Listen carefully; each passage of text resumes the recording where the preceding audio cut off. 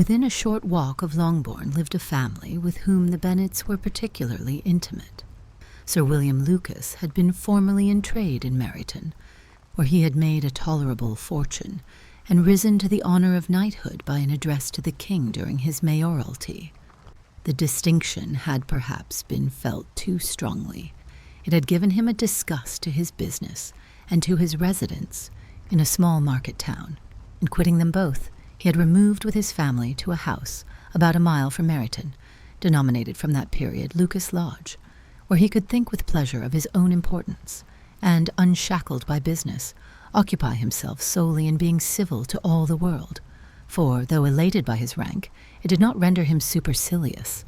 On the contrary, he was all attention to everybody. By nature, inoffensive, friendly, and obliging, his presentation at St. James's had made him courteous.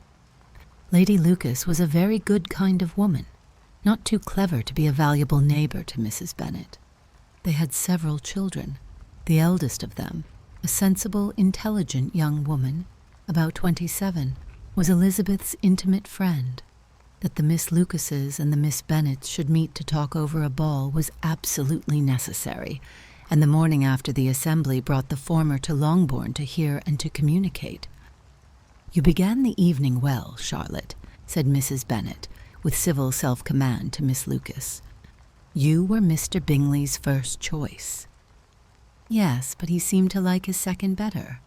"Oh, you mean Jane, I suppose, because he danced with her twice." "To be sure, that did seem as if he admired her. Indeed, I rather believe he did. I heard something about it, but I hardly know what." "Something about Mr. Robinson.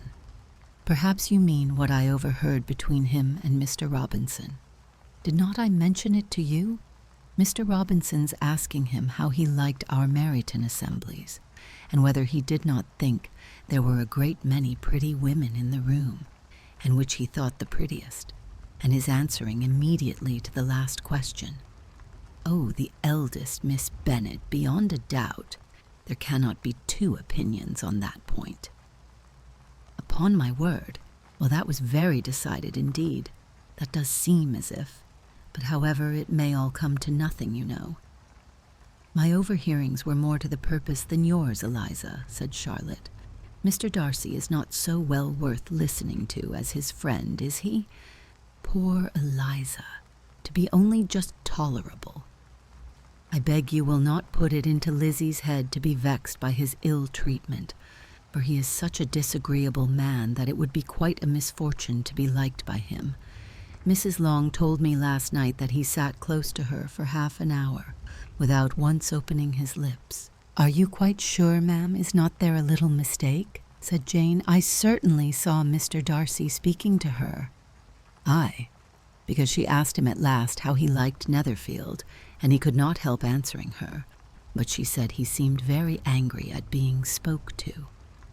"Miss Bingley told me," said Jane, "that he never speaks much unless among his intimate acquaintance.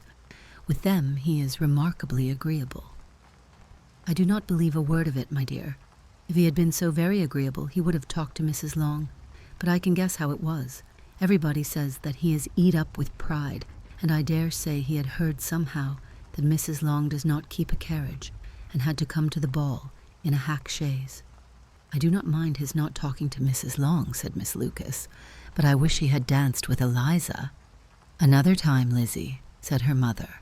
"I would not dance with him if I were you." "I believe, ma'am, I may safely promise you never to dance with him." "His pride," said Miss Lucas, "does not offend me so much as pride often does, because there is an excuse for it. One cannot wonder that so very fine a young man, with family, fortune, everything in his favor, should think highly of himself. If I may so express it, he has a right to be proud." "That is very true," replied Elizabeth, "and I could easily forgive his pride if he had not mortified mine."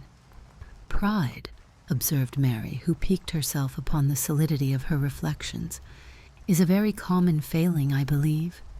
By all that I have ever read, I am convinced that it is very common indeed, that human nature is particularly prone to it, and that there are very few of us who do not cherish a feeling of self-complacency on the score of some quality or other, real or imaginary.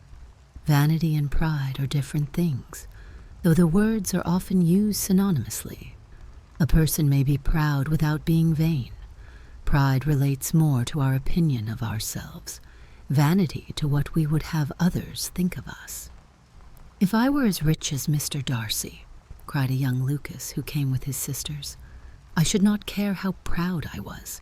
I would keep a pack of foxhounds and drink a bottle of wine every day." "Then you would drink a great deal more than you ought," said Mrs. Bennet, "and if I were to see you at it, I should take away your bottle directly." The boy protested that she should not. She continued to declare that she would, and the argument ended only with the visit,